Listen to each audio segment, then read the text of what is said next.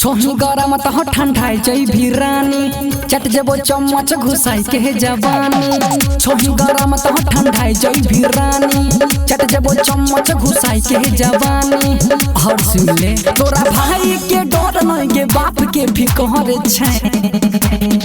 सहरसा जिला कौन सार के डर छै रे खगड़िया जिला घर छै ता कौन सार के डर छै।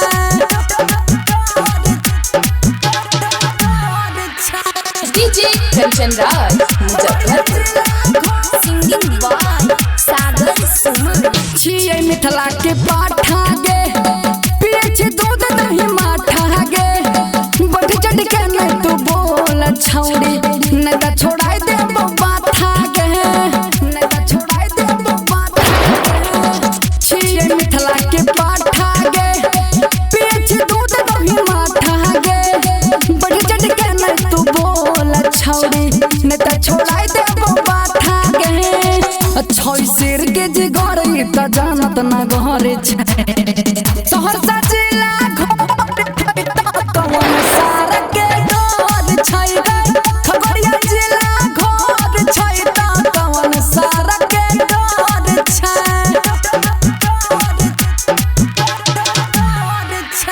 DJ Kanchan Raj Muzaffarpur recording by Durgesh ji. छोही धाधाइल त बुताई जई भी चुसनी जैसन चुसाई जई भी बेसी ऐठी के बात जे कर भी दिने दहारे टंगाई जई भी दिने दहारे टंगाई जई भी।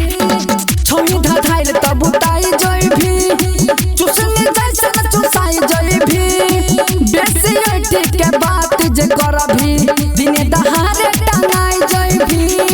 अब पूरा जिला में हमारे के नाम के लहर छै।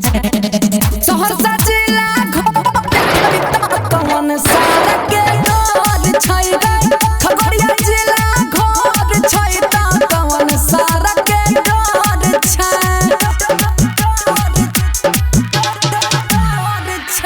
डीजे कंचन राज मुजफ्फरपुर